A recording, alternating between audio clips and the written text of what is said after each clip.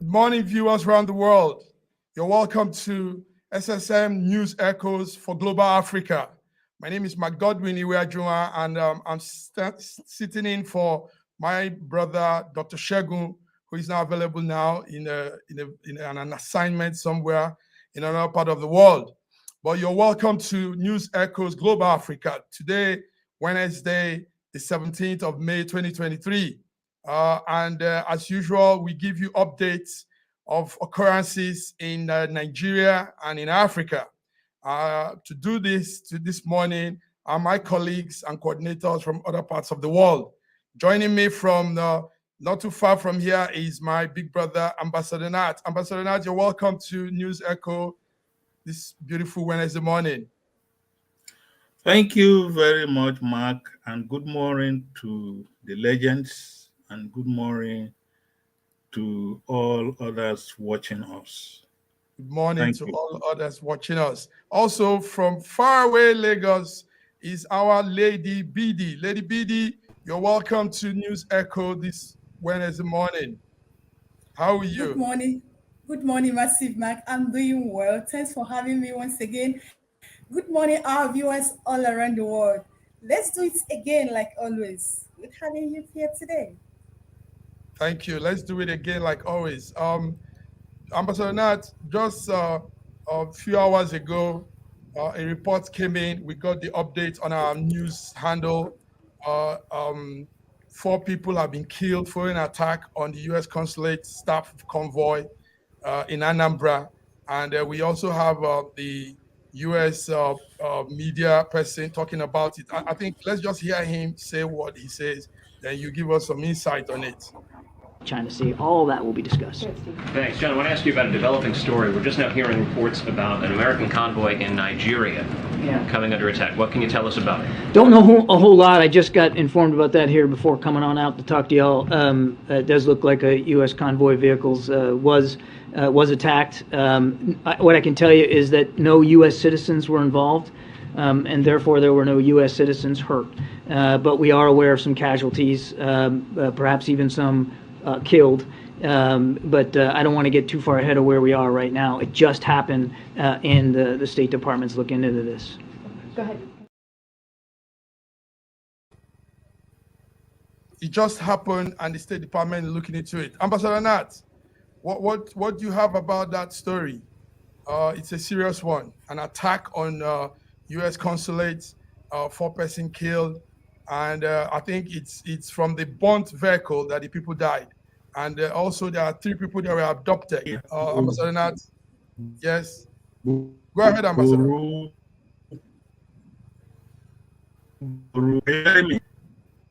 Yes, we can hear you. Okay, somewhere around this a number of consulate in Nigeria duty, and they were an act, and there are some fatalities. But I don't like the way the spokesman, the way he's watching that incident. The practice is that in all embassies or diplomatic missions, we always have a local complement of staff of the embassy who are normally the indigenous of that country or that state. But as far as no American was involved, it doesn't really concern them. It doesn't make any big news. That's why the announcement was casual. You know, if an American citizen was involved, before they even make this announcement, the team from the consulate or from US will have already been announced, combing the whole area. So this is what's happening. But it's not a good news for Nigeria. It's not good news for Anambra State because this wanton unwarranted killings, destruction of life and property should stop.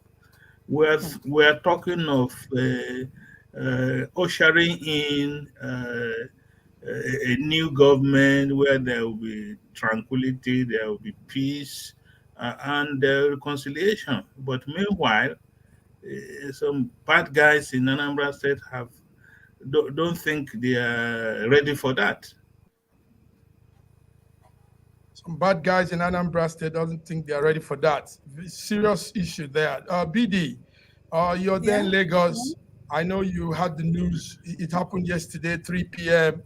Nigerian time, right there in Anambra, Atani, like Ambassador Nat said, Ogboru local government.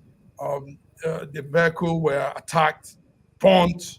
4 people died. 3 people were abducted, and all this doesn't look good. It doesn't give us a good image, does it, BD? Yeah, massive mark. It happened in Atani, Obaro local government in Anambra State. They Mhm. adopted 4 people, and they killed 4 people and adopted the 2 police officer and the driver, and they burnt their vehicle. And that's happened yesterday. And this was a USA convoy vehicle, and no US citizen was in that vehicle. So it's obvious that the attack is not targeted on USA.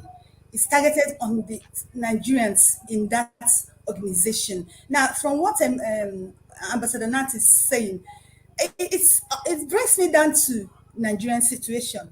What were you people expecting the USA to say?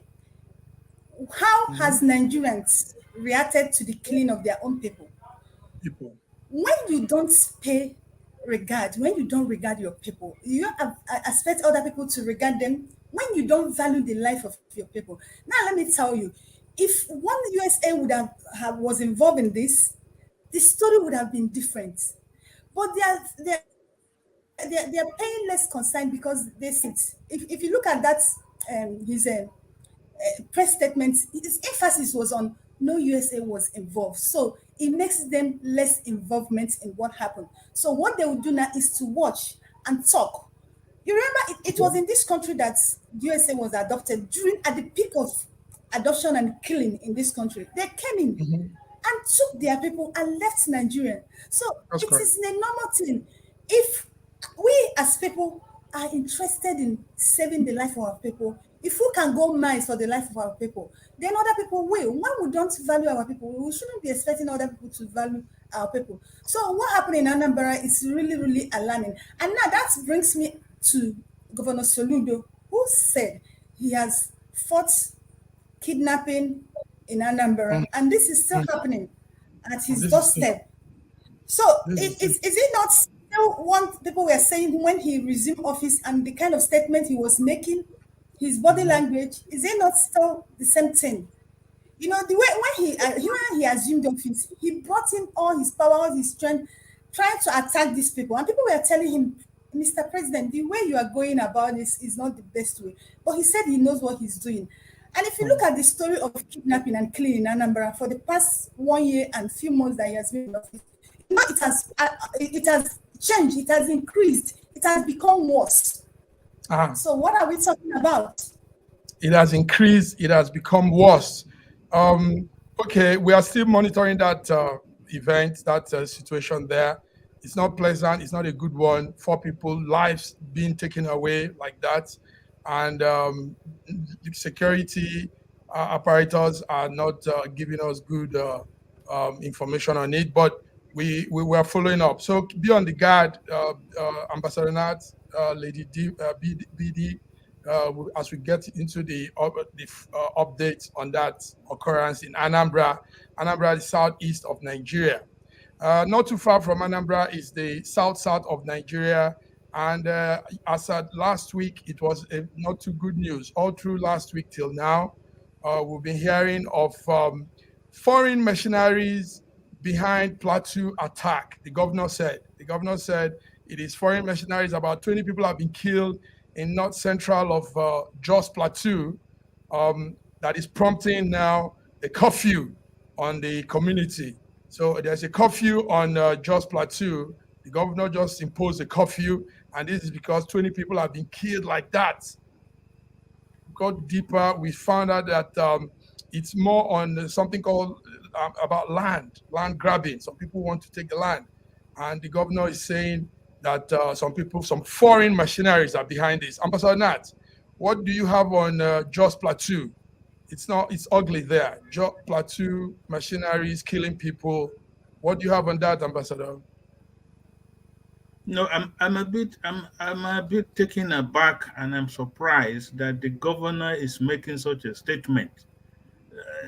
The governor has never been around for good governance on the plateau.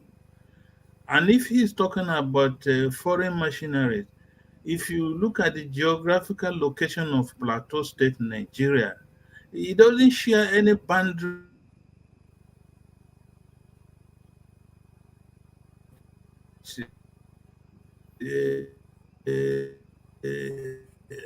Nigeria. State is in the north central geopolitical zone.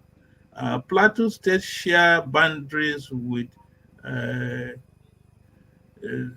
states like Yobe State, states like Borno State, states like Benue State, and maybe Taraba.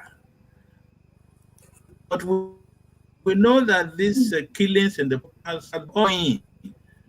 It has been ongoing, and it's more of a revenge missions from both sides. It's either the Hausa Fulani or the Atap people, the indigenous people of Plateau State.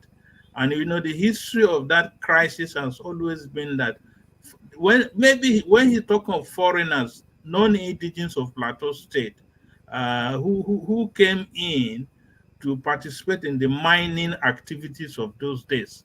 And they settled there, places like Barkin Ladi, places like Jos, not local government.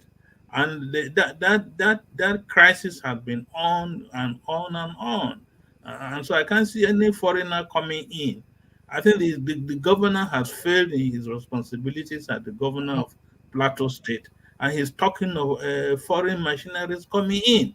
We know foreign machineries came in during the early days of Boko Haram, but they came to fight on behalf of Nigeria, especially Chad troops, but definitely not to come into the hinterland and start fighting. We need to verify exactly what the governor is trying to say. We need to refine what he's trying to say. And it's terrible. BD, this governor, the governor of Plateau, Caleb, it's terrible that he's there, this is happening, and he's guessing. He's a guesswork he's doing. He's not even sure of what has happened. Saying that foreign machinery. Now, who is behind this foreign machinery? Who are these foreign machinery? You don't just give vague press release to such an event. Is that not so, BD? What do you say? Exactly. See, there's nothing like foreign machinery there. And Ambassador Nana said we need to verify. What are we verifying? This has been on for years. The governor knows what is going on in Plateau State. It's in Nigeria that they will tell you you have to be diplomatic in talking. And if I understand very well, I'm a media personality. When you said be diplomatic, what they are telling you is lie. And that is actually what it is. The governor knows what is happening in Plateau State. How can you tell me you're a sitting governor and telling me it's the foreign that has been doing? Well, I don't blame him. If the people from presidency can look Nigerians in the face and tell us that the people who has been abducting and killing people in Nigeria are not Nigerian, they came from the neighboring country, what do you expect a governor to say? Do you understand? Now, governor is trying to be in the good book of the presidency, in the good book of the party. So he has nothing to say than to say that he doesn't even want to stand his ground as a governor. That's the problem. He is the governor of a state. He is the chief security personnel of that state. If the governor cannot stand and be bold and call a spade and say what is happening in Plateau State, is it you, Ambassador Nat or Matt, that will come and say it? That's the problem. You see, what is happening and let me just tell you, it's not just what the governor is saying or what the governor is not saying. Do you know that when this incident happened in Plateau State, no media house carried that story. That's correct. No media has carried that story. I had that story in my blog. And because of the way things are going, they have to call and tell you who asked you to carry this story, who comes. You know what I do most times? When I carry such stories, I don't broadcast it, but it's always on my blog. No media has carried until Nigerians went on Twitter and start talking about it. That how can about 30 people be killed in a state, in Plateau State, and all the Nigerian media houses are turning blind eye and deaf ear as if nothing happened. Now, exactly what I was telling you about what happened in Anambra State. We are not trying to get personal with the Americans, their statements. When we don't even care about our own people. Do you know who we are talking about in Plateau here? They are human lives, human beings like us. That's correct. They killed over, we always is in the state of being diplomatic that will give you a friendly number. And I will tell you that the people that died in Plateau was over 30. But what you will see in the news was 27. That's okay. It's not fair. And my problem now is this. Now, the governor has said what he said. Where are our civil societies? Where are our freedom fighters in Plateau State? Are they not there? Can they speak? This has been happening. It's not the first time. It's not the second time. And certainly it's not going to be the last time. It's really disheartening what is going on in this country. And we are just about to start a new administration. And this is happening. So what is the fate of an ordinary Plateau person? What is the fate of an ordinary Plateau person? That governor was just newly elected, but he doesn't seem to be man enough to face situations in Plateau. Plateau has always had these problems anyway. You have this terrorist attack, this assault, all these happening. Go ahead. Yes. Max, the governor was not newly elected. He's spending his second term now. By the next 2 weeks, he will have spent 8 years as governor of Plateau State. So, and for these things to happen, the problem now is that PDP won the elections in 2023 in Plateau State. So APC is not going to be anywhere near the government house in Jos. And this present governor, I know he was the Director General of APC Presidential Campaign Council. He also attempted to get into the Senate in 2023. He lost that election. Yes. So the man is just making himself relevant now. He wants to make himself relevant to the government that is 2 weeks, 2 weeks exit, and the incoming governor. He's fighting for a position. Maybe he thinks he might be made the secretary to the government of the federation, and so anything he does now is for self-survival and for relevance, no more, no less. Period. Yes. No, I was referring to the newly elected one, the newly elected governor. Yes, he is the one putting it that this issue should be looked into very well. He came out strong and he said, who are these instigating this? What is their aim of killing people? Who is sponsoring them and all that? So he's a newly Massive Mike. Yes. Yeah, I know he's a newly elected governor that to be taking place in Plateau State, but he's not a newly citizen in Nigeria. Even me that is not from Plateau State, I don't live in Plateau State. I can't just come and start telling you this because I know that this has been the story in Plateau State. I know that the killing has been even before the emergence of Boko Haram or herdsmen that we have that is rampant today in our society. The killings in Plateau has been there. So for somebody who has been elected as the governor start to be saying or speaking like this, it means that he's not being truthful to himself. Every time they keep telling us we'll look into this, they'll keep telling us we'll look into it, and another one will happen, and it keeps happening, and they'll keep telling us they will look into it. And it is human lives we are talking about. We're not just talking about animals, it's their human lives. Human lives we're talking about. Thank you very much. It's a sad one. Human life has no much value in our country. This is the truth, because people are killed and nothing is done about it. Anambra just killed 4 people now. 3 people has been abducted, and maybe more casualty. And everything will just lie low. Everybody will go about doing things as if nothing has happened. And these are human beings like me and you. So we are calling on all the security arms of Nigeria to sit up. When there are situations like this, things should be followed up. And we should stop, like BD said, we should stop this idea of trying to be diplomatic in everything. And that diplomacy, most times, as she has said, is lies, covering up real issues only for the benefit of some people, for the interest of some people. Thank you very much, gentlemen, Ambassador Nat. Ambassador Nat, also something interesting happening, the alleged cocaine deal of the one-time police officer, Abba Kyari. His case has started, but now journalists and press people are being told that they will not be witnessing to that case.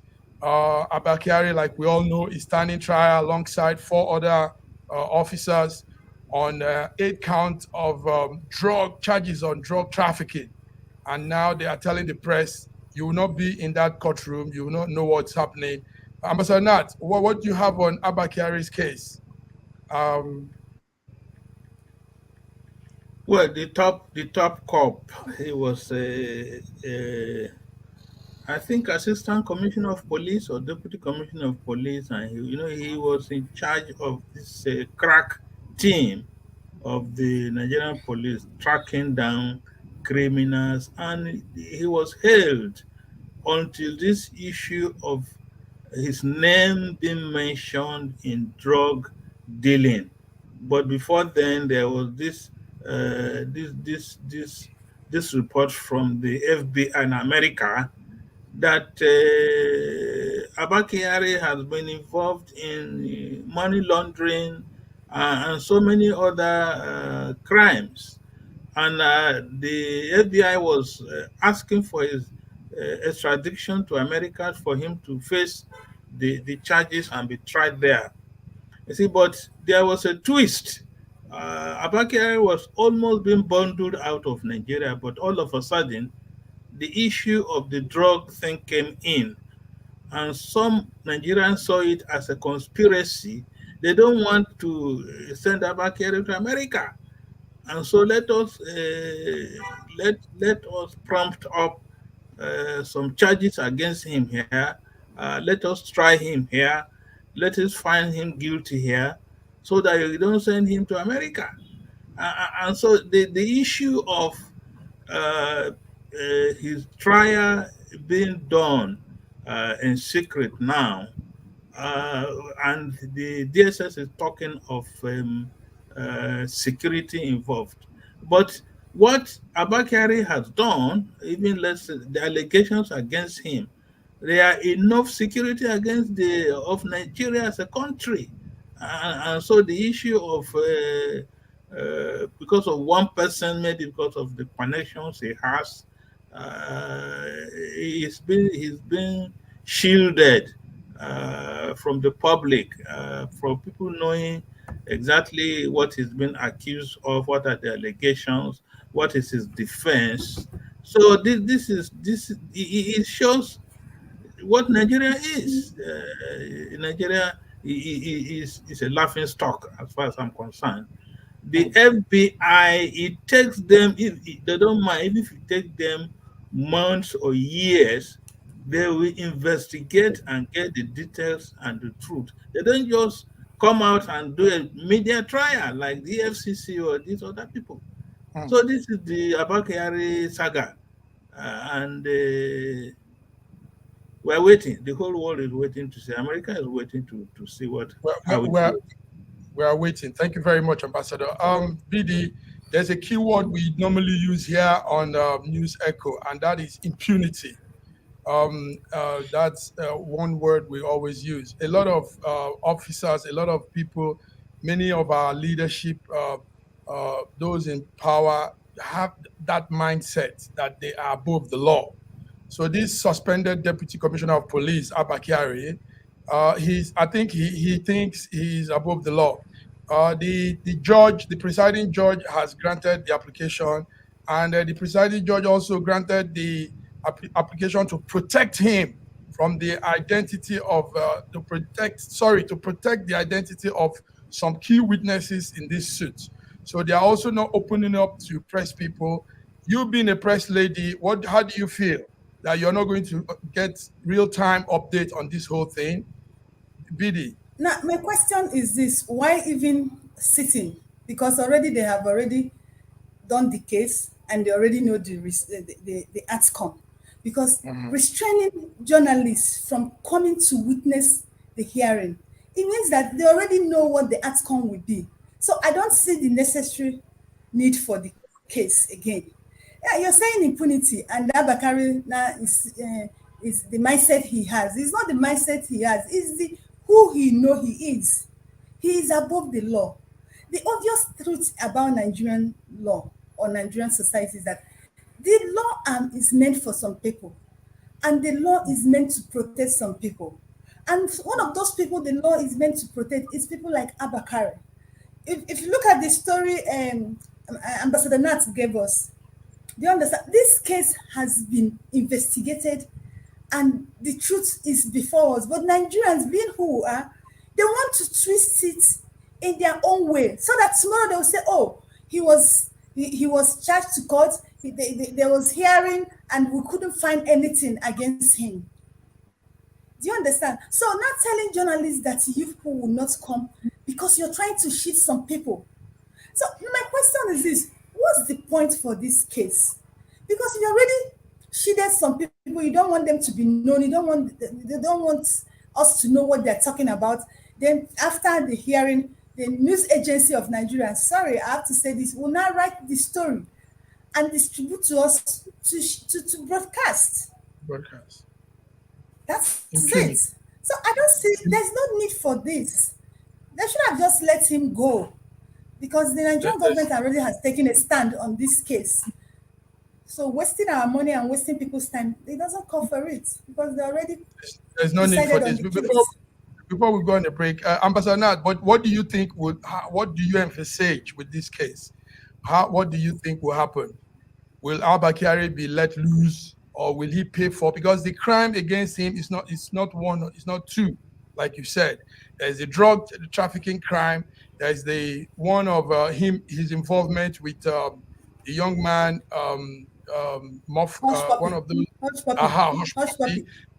There are a series of allegations against him. Ambassador Nat, what's your own, from your view, what would you think will happen eventually? See, my view is that he's what even more brought him to limelight was this his relationship with what do you call him now? Hush Puppy. BBD. Hush Puppy. Hush Puppy, yeah. Hush Puppy. And I am saying that the FBI, they don't do media trial before they come out to say anything in the public. They don't mind, even if it take them years, they do a thorough investigation. They get their facts, they get their figures correct before they make any allegation. And after they had concluded their investigation on Abba Kyari and Hush Puppy, and it cut across continents and countries, and they came out with this announcement. Then all of a sudden, the drug issue came up. And Abba Kyari is saying that they set him up for the drug thing. They set him up. He doesn't know anything about those couriers of drug thing. But it is sad, it's unfortunate, it's shameful, and it's disgraceful that a country like Nigeria cannot be objective in handling issues that border even on national security. Is sad. And my projection is that, this same Abba Kyari has some connection with the vice president-elect, Kashim. Is it Kashim Shettima or what? Shettima, yes. He already has some link with him. So what do we expect when he's now, if he's sworn in as the vice president, the thing is closed. Everybody should go home. Exactly, wait that's for it now. That, And that, you that, know, that, Massive yeah, Mike, yeah, go ahead. these people, they keep destroying the image of our parastatals, our commissions. Now, Mm. in a case like that of Abba, NDLEA now applying to protect someone who is coming to give evidence. Evidence. NDLEA. Do you know Yes. what that means? Do you That's know really. how Nigerians see this commission in Nigeria? Mhm. By doing this, they are now, denting the image of that organization. Very correct. That was why Ambassador Nat said it's a shame that Nigerians and Nigerian government is not objective on issues concerning security. I'm On this telling note, you. let's go on a short break. Ambassador Nat BD, we'll be back to discuss more. There are some good news too. As much as there are ugly news, there are good news coming out from Nigeria. So we'll be back. This is News Echo Global Africa today, Wednesday, the 17th of May 2023. We are here giving you updates all over the world. Join us as we come back on our part 2. Thank you.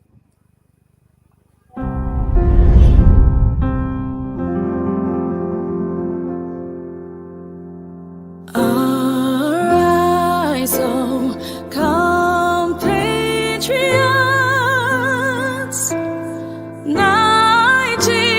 Nigeria's call, obey to serve our fatherland with love and strength and faith. The labor of our heroes past shall never be in vain. To serve with heart and might, one nation bound in freedom, peace and unity. This country has some of the most extraordinary culinary diversity in the world. I'm talking about Nigeria. This first dish is amala abula, made popular by the Yoruba people in southwest Nigeria. It starts with amala made from dried yam and then is covered in a variety of soups. Next we have ofe nsala, a white soup that is synonymous with the Igbo people of southeastern Nigeria. It goes best with fufu, or akbo as the Igbos call it. Next we have suya, the most well-known food of the Hausa and Fulani people of northern Nigeria. Meat is covered in a peanut-based powder called yaji and cooked over an open fire. This is banga and starch, a classic of the Urhobo people of Delta State. Lastly, we have onunu, a plantain-based swallow of the Izon people in south-south Nigeria. We are eating it with fisherman soup, popular throughout this whole region. And of course, we don't forget the jollof rice. This is popular everywhere in Nigeria. I think what makes Nigeria so great is the diversity of all the different people coming together. These beautiful ethnic groups living side by side, sharing culture and cuisine is what makes Nigeria such an amazing country to visit. Nigerians should be so proud of that cultural heritage, as there is so much more that unites than divides them.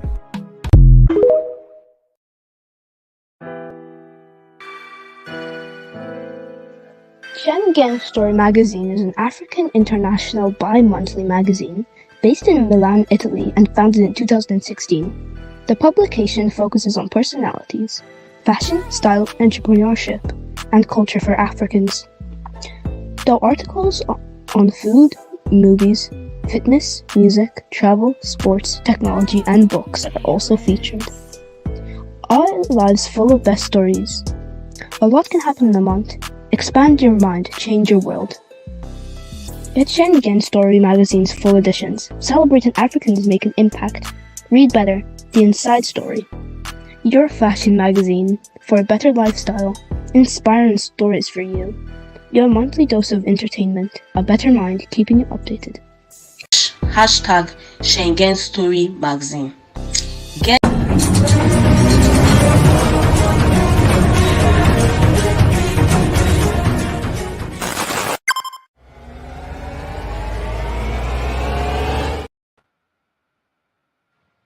Yes, you're welcome back to News Echoes Global Africa. Today, Wednesday, 17th of May, 2023.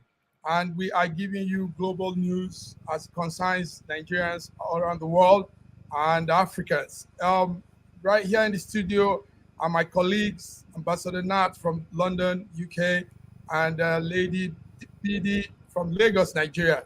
Ambassador Nat, something is also brewing somewhere. On the other side, we had you had the guest, you had the president as guest in London. Do you want to give us an update? Is he back or is he still in London?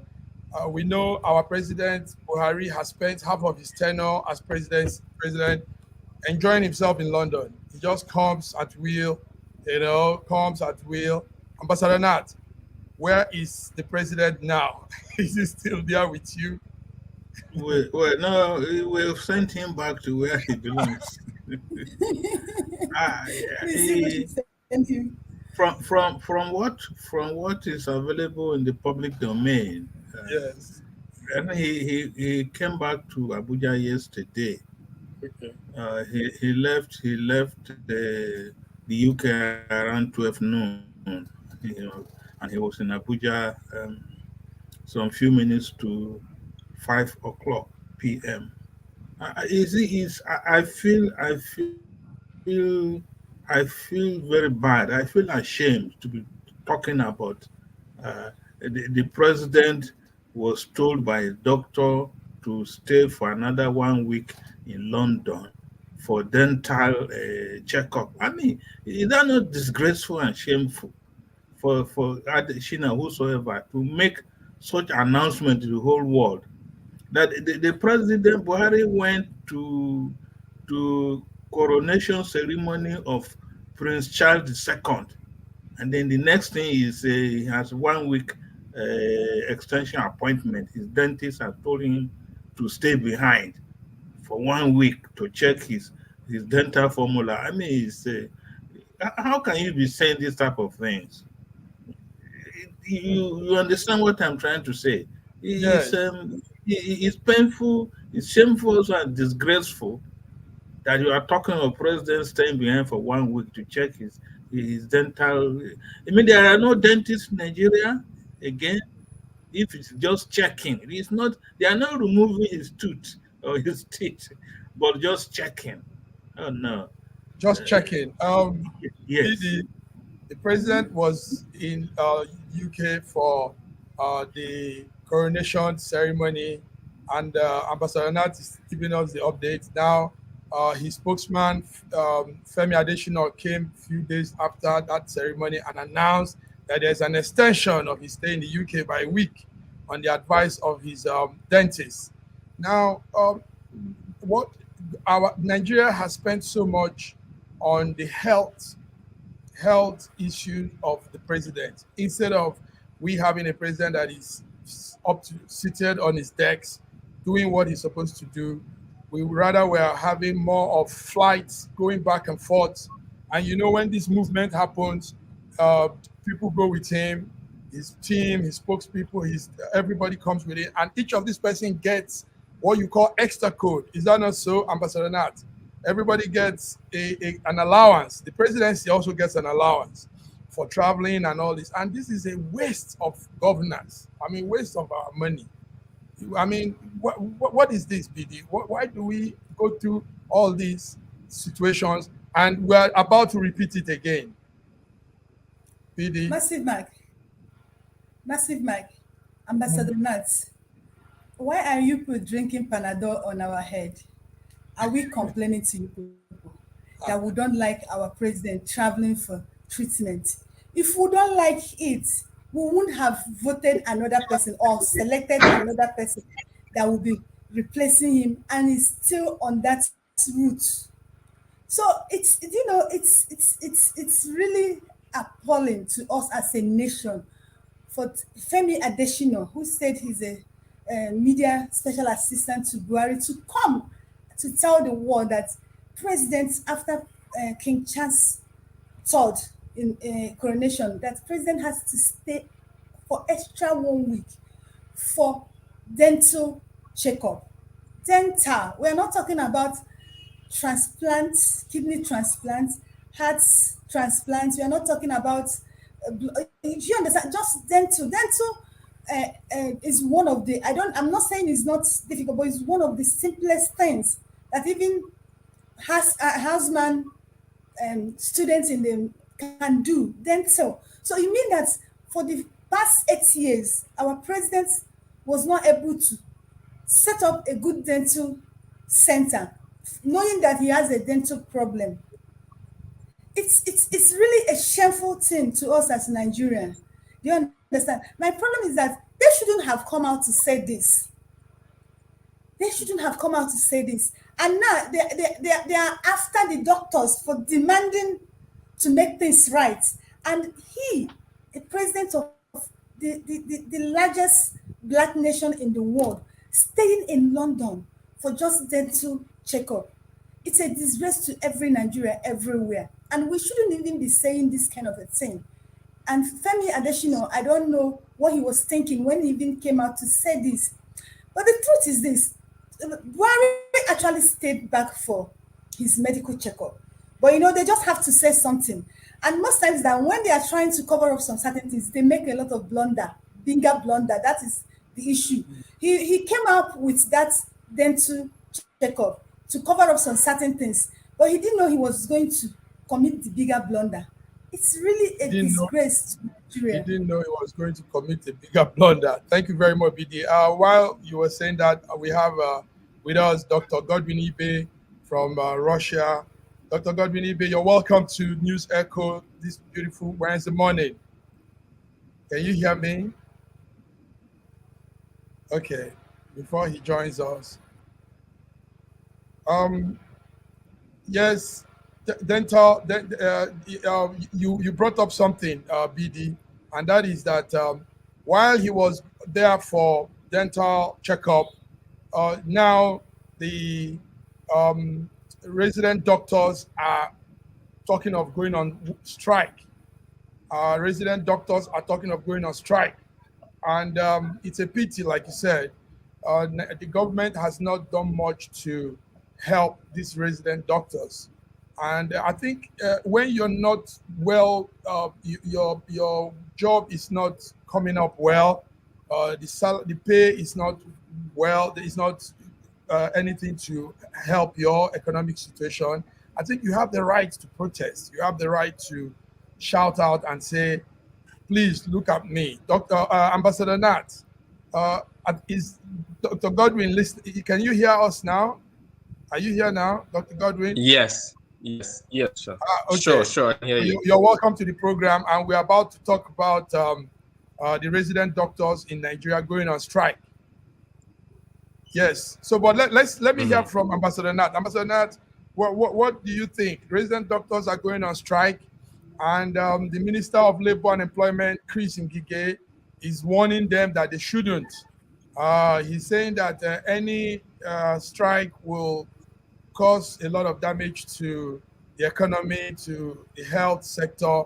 But these people are in pain. They are not well taken care of. Ambassador Nat, what are you saying about this?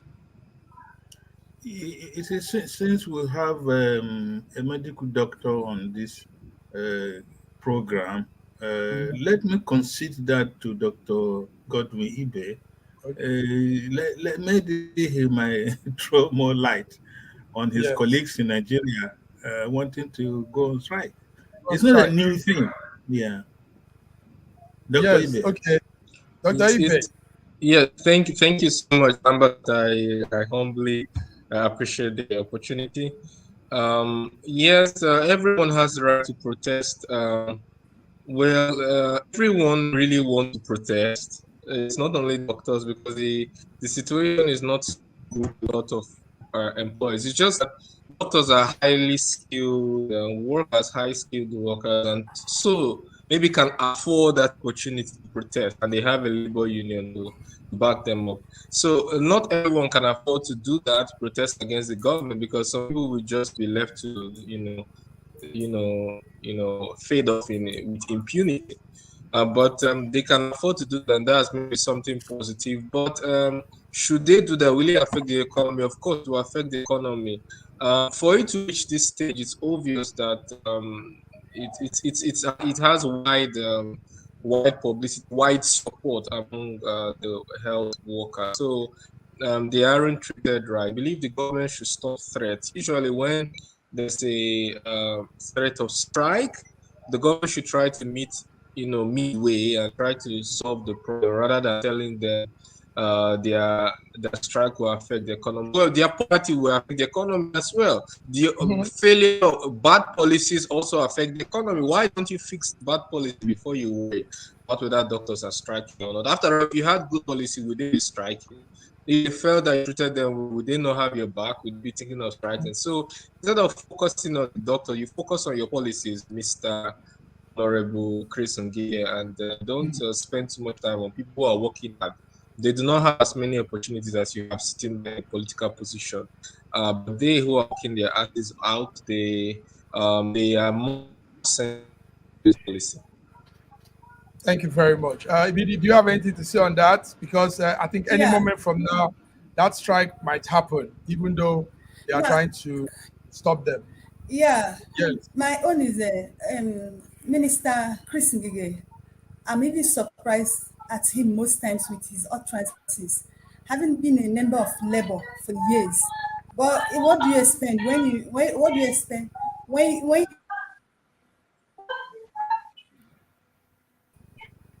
can you hear me? Yes, go ahead. Go ahead.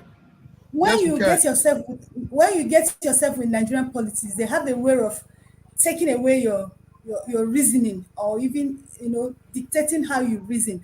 Now that's the part. Now coming to the doctors, I don't understand. I have issue with the doctors. My issue with them is this: you want to go on strike. If you remember this, their strike, they started this since after election.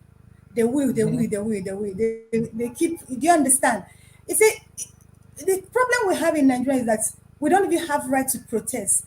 And why is it that we don't have right to protest? It's because we don't have as unison. We remember what happened to teachers union in Nigeria here, teachers, for how many years, how many months they stay, getting to a year. Now, when that was happening, every other sector, we are just folding hands, watching them. If Nigerians have not learned to come together as one, do you understand? To start getting a good policy that is human friendly, we will not get to somewhere. Now, the doctors, why I said I have issue with them, you said you're going to strike. When this administration have just 12 days to go, I don't know who you are striking for. Are you striking for Buhari, or you are striking for Tinubu, or for Yakub, INEC chairman? I don't understand who you are striking for. Just 12 days, and you say you're going for 2 weeks. So by the time you would have been 2 weeks, Buhari would have gone. And understanding who Buhari is, he does not even care about you. Do you understand? So I don't understand. If they truly want to go for this strike, they would have gone for this strike since March. That was when they started saying it. March is gone, April is gone. Buhari have just 12 days to go to leave office, and you say you're going on a strike. For who? Is it to wicked Nigerians, or to watch a lot of Nigerians die? No, I think I'm not happy with the situation of doctors in Nigeria, but they should actually look towards this and see another direction they can go about this. Because the thing is this: the Nigerian government, or the policies, like Dr. Ibe said, it's not working. They do policies that is not work. So this SS strike is not helping us. I think the doctors should look inward and find another way they can go on this, because this strike Excess is no strike longer... is not working because nobody's listening to them, and they have a way of shutting them down. Anyway, we hope they come to a conclusion. They come to an agreement. We hope it's resolved, because it is the ordinary citizen, ordinary Nigerian that might suffer when this happens. Moving forward, gentlemen, we have the story of the popular Afrobeat originator, Fela Nicola Kuti. His son, there's a video that went viral of Seun Kuti, one of the sons of Fela, where he was captured in a viral video slapping a police officer. Now, Seun Kuti is expected to meet up his bail condition. And what we heard from his lawyer, one Adeyinka, is that he has been taken to a 21-day remand home, a remand place by the order of the court. And they are hoping that he will meet up with all the other bail conditions. We don't know what the bail conditions are, but on Monday also, there was an order from the Inspector General of Police, Usman Baba, on this whole thing. You all know Seun Kuti. I know him also personally, a young man. What will you guys say? Ambassador Nat, his father was actually the opposite of this. His father was rather being beaten by the police. The police brutalized the father so much. You know, he had so much encounter with the father and they really messed him up. But now the young man is the opposite. He even said in a video that he beats them every time he come across the police. So what will you say about the assault, police assault by Seun Kuti? Let me begin with Ambassador Nat. Ambassador Nat, are you with the story? Yes, I mean the story, but again, nobody in Nigeria is above the laws of the country. It's a constitutional matter. There's somewhere within the Nigerian Constitution, 1999 as amended, you don't assault um, uh, you don't assault security members of the armed forces, to include police and other security outfits. You don't assault them and boast about it. The Seun Kuti has crossed the red line. He has gone beyond what is allowed in a civil, disciplined, and a well-organized society. Though he sent the police threatening to kill him and his family, you don't take the laws into your hands. And so the whole world is watching to see how the Nigerian police force will handle this thing, how the judiciary will handle this thing. The police is saying that the policeman that Seun Kuti slapped is now in coma. I don't know what type of slap that was for somebody to not be in coma. And maybe even if you're in coma, you are not even sure you are coming out of the coma. So that's the situation we are in Nigeria, that individuals called Seun Kuti he is going to that extent of taking the laws into his hands. Not just any other person, but a police officer in uniform. So let's see how it plays out. This is drama. Uh, he has said Femi Falana will defend him. He has said he had enough evidence to show that he didn't do what they are saying he did. We're all looking. We hope we'll still be alive. We hope we still be alive. We're all looking. Dr. Godwin, I hope you're there. Yes. We know also that we've seen so many clips of police doing this to civilians. You know, the police in Nigeria, and in fact, that was one of the reasons of the NSAS, like you all remember. And now it is turning around. Seun can't take this. Seun is doing, even though taking the law into his hands. But what will you say? Has the police also been fair relating with you people, civilians? Have they been doing what they should do? We have several clips of police beating people, hitting them, smacking their phones out of their hand, pushing them out of a car, all that. So, Dr. Godwin, what is your take on this Seun and the situation in that aspect? Thank you. The problem I have with this kind of stories tend to focus on the exception rather than the rule. Now, rule for Nigerians to beat policemen, of course, it's not a rule. It's very rare. It's extremely rare. The rule civilians. Some will argue rather than the exception. Do not have scientific proof. It's more than 50% of the case that, I mean, the extent or the extent of police in terms of the percentage of cases. I don't have that statistical figure. Many people will argue from experience what to say it's more of the rule police brutality against, as we had the NSAS protest, rather than the exception. So let's go critical.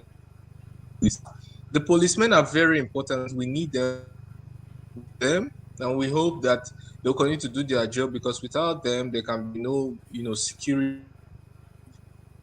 for business. Security is important for us. So we love to continue doing their job.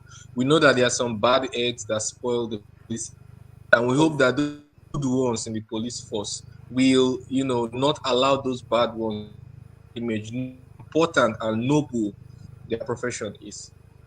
Thank you very much. Please, because of time, BD, I want us to hop into the good news of one of us, Hilda Baci. The Guinness World Record just released the fresh statement that Hilda Baci, Akwa Ibom native, has surpassed the record of the longest cooking time by an individual on Earth. That record was held by an Indian chef, Lata Tondon. And now our girl has it. So Hilda Baci has the history on the menu.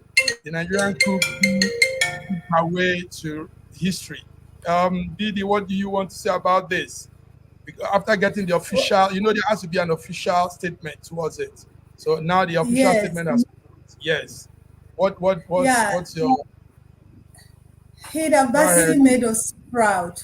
He has placed Nigeria where we need to be. The girl, she broke the record. And the Indian lady who had this award had it on 87 hours. She cooked for 87 hours, 45 minutes. But Hilda did not just meet up, but she surpassed it to cooking for 100 hours. And it was a wonderful experience. She actually started that cooking on Thursday, Friday, Saturday. It was the Saturday night that the crowd starts trooping in, because when she was getting exhausted, Nigerians came in from every nook and cranny supporting her, cheering her. Now, when she cooked, it trust Nigeria, when she completed her 100 hours of cooking, it was taking Guinness World Record time to confirm her and to congratulate her. Trust Nigerians, they now stormed their page. They stormed the page of Guinness World Record, and they were asking them what is happening. The funny thing is that they asked them, please, is Yakubu Mahmoud, INEC chairman, is he part of your team? So they didn't have to respond that, no, he's not part of their team, that they had reviewed the video, you understand, everything. And at last, she was congratulated and they giving her the honor. She's now the Guinness World Record for the individual cooking for 100 hours. It's not easy. It's a very big one to her. Thank you very much. Because of time, thank you very much, gentlemen. Ambassador Nat, did you have anything to say on the Hilda thing, on Elite 1, 10 seconds statement? Ambassador Nat? Well, a lot of things to say, but there is no time today. Yes, there's no time. Maybe some other time. Thank you. I know you want to say congratulations to her. Yeah. Congratulations, of course. Congratulations. Yes. Thank you very much. So on this note, we love her. Hilda Baci, thank you for putting our name on the Guinness record. Yes, gentlemen, till we come again on Friday for our foreign affairs news update. Thank you all for coming, and have a beautiful midweek, and God bless you. Thank you.